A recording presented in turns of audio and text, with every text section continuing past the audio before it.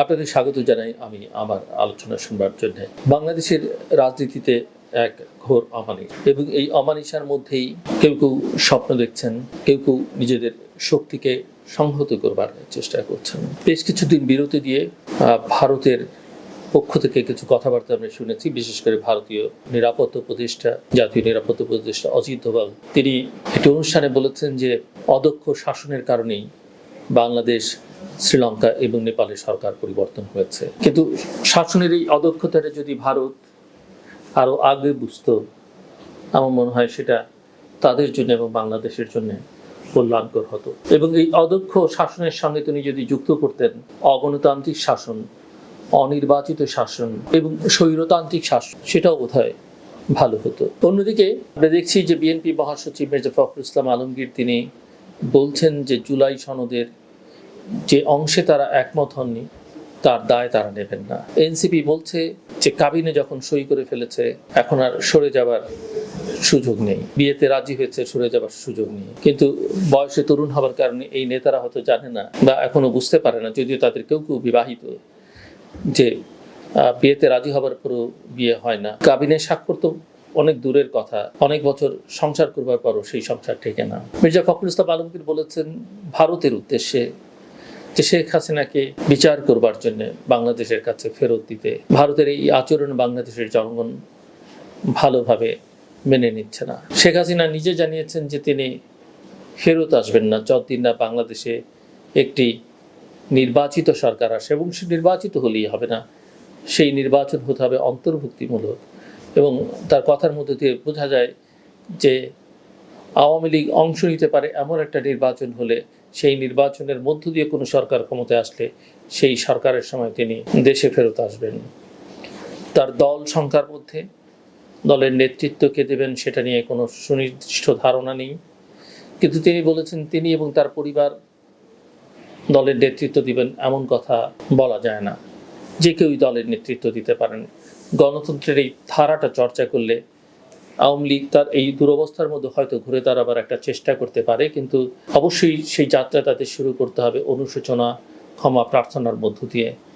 যে অন্যায়, অবিচার, অপকর্ম তারা করেছে, দল হিসেবে দলীয় দলের সব নেতাকর্মী তার দায় নেবেন এমনটা আমরা বলি না, কিন্তু এই দায় তাদেরকে নিতে হবে। জামাত খুব শক্ত অবস্থানে, তারা এখনো পর্যন্ত বলছে যে সংবিধান সংস্কারের যে আদেশ, জুলাই সনদের বাস্তবায়ন আদেশ, সেটা দিতে হবে। এনসিপিও সেটা বলছে যে দ্রুততার সঙ্গে, এবং জামাত এটাও বলছে যে জাতীয় সংসদ নির্বাচনের আগে গণভোট দিতে হবে। সরকার যদি বিশেষ একটি দলের, বিএনপিকে তারা মিন করছে যে তার কথা শুনে নির্বাচন না দেয়, গণভোট না দেয়, তাহলে সরকারের নিরপেক্ষতা নিয়ে প্রশ্ন উঠবে। একটা জটিল অবস্থার মধ্যে আসলে বাংলাদেশ যাচ্ছে।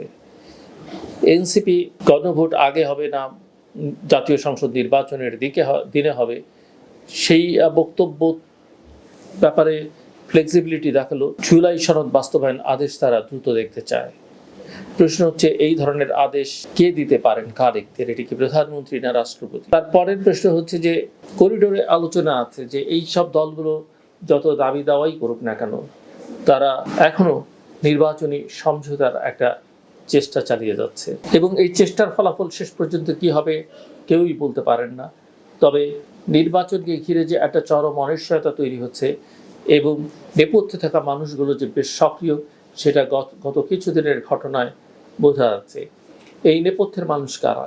এই নেপথ্যের মানুষদের মধ্যে সরকারের ভেতরের একটা অংশ আছে, সরকারের বাইরে একটা অংশ আছে, দেশে বিদেশে এবং বিদেশ থেকে বাংলাদেশে এসে সাম্প্রতিক সময়ে দায়িত্বপ্রাপ্ত কতিপয় ব্যক্তিবর্গ এর সঙ্গে যুক্ত, এবং এরা বাংলাদেশকে, আমি বহুবার বলেছি, এর আগেও বলেছি, একটা ভিন্ন আদর্শিক ডিরেকশানে নিয়ে যেতে চান। যেই ডিরেকশন বাংলাদেশের মানুষ বিগত দিনগুলোতে চর্চা করেনি, যেই ডিরেকশনকে মাথায় রেখে বাংলাদেশ স্বাধীন হয়নি, যেই ডিরেকশনকে বিবেচনা করে 90-এর গণ অভ্যুত্থান হয়নি, এমনকি 24-এর গণ অভ্যুত্থান হয়নি। যদিও আমরা অভ্যুত্থানোত্তর পরিস্থিতিতে লক্ষ্য করেছি যে নানানজন এই অভ্যুত্থানের নেতৃত্বের কৃতিত্ব দাবি করে তারা বাংলাদেশকে একটা ভিন্ন চরিত্র দেবার চেষ্টা করছেন, কিন্তু সেটা অবশ্যই অবধারিতভাবে আমাদের বুঝতে হবে যে সেটা বাংলাদেশের জন্য একটা চরম বিপর্যয় ডেকে আনতে পারে। নির্বাচন কি হবে, নির্বাচন কি হবে না, এই প্রশ্ন মানুষের মধ্যে ঘুরপাক খাচ্ছে। আমি বহুবার বলছি, বারবার বলছি যে নির্বাচনটা হওয়া বাংলাদেশের জন্য অত্যন্ত জরুরি। বাংলাদেশের অর্থনীতি বিপর্যস্ত, মানুষের জীবন দুর্বিষহ, ১.৫ কোটি মানুষ থেকে দারিদ্র্য সীমার নিচে যাওয়ার মানুষের সংখ্যা ৩ কোটিতে দাঁড়াতে পারে এবং এরকম একটা অবস্থায় সামাজিক অস্থিরতা আছে, আইন শৃঙ্খলা পরিস্থিতি ভালো নয়। আপনি কি ধরনের নির্বাচন করবেন? অফকোর্স যে নির্বাচন প্রশ্নবিদ্ধ হবে সেই নির্বাচন করে জনগণের টাকা খরচ করবার কোনো মানে হয় না। তারপরেও আমি মনে করি নির্বাচনটা হওয়া দরকার, যত দ্রুত হয় ভালো।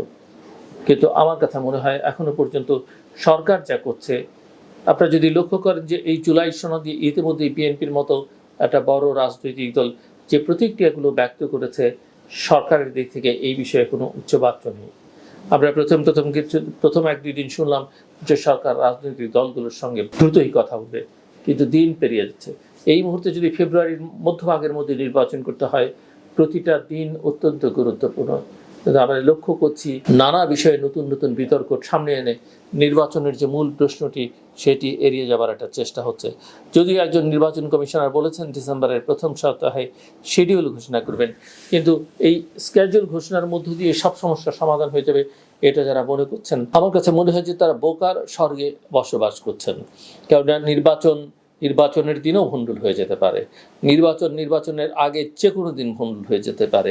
আমাদের খুব বেশি দূরে যেতে হবে না। আমরা যদি 2007-এর 11ই জানুয়ারির কথা স্মরণ করি, 11ই জানুয়ারি যে নির্বাচন হবার কথা ছিল সেটা মাত্র কয়েকদিন আগে, 1লা জানুয়ারিতে 10-11 দিন আগেই কিন্তু সেই নির্বাচন বাতিল হয়ে যায়। তো যে এরকম একটা অবস্থার মধ্যে বাংলাদেশের এই নির্বাচন নিয়ে যে জটিলতা তৈরি হচ্ছে এবং আন্তর্জাতিক মহলও যেভাবে এই নির্বাচনের দিকে তাকিয়ে আছে, সবটাই বাংলাদেশকে ঘিরে একটা চরম অনিশ্চয়তার বহিঃপ্রকাশ আমার কাছে মনে হয়। এবং এই জায়গাটিতে বিএনপির দিক থেকে যে শক্তিমত্তা প্রদর্শন করা উচিত ছিল, যে অ্যাসার্টিভিটি দেখানো উচিত ছিল, সেটা বিএনপি নেতৃত্ব দেখাতে চাইছেন না বা দেখাতে পারছেন না। কেন পারছেন না এটা আমরা বলতে পারবো না, তবে আমি এটা জানি আগামী দিনগুলোতে যে পরিস্থিতি তৈরি হবে তাতে বিএনপিকে যে আসলে কার সঙ্গে ঐক্য করতে হবে, কার সঙ্গে থাকতে হবে, কাকে সঙ্গে নিয়ে পরিস্থিতির মোকাবেলা করতে হবে, যেটা আসলে বিএনপির চিন্তা না করলেও চলত, সেরকম একটা জায়গায় হয়তো বিএনপি চলে যাচ্ছে। কিন্তু সেটা দলের জন্য, বাংলাদেশের জন্য কতটা কল্যাণকর হবে আমরা কেউই নিশ্চিত করে বলতে পারি না। আমার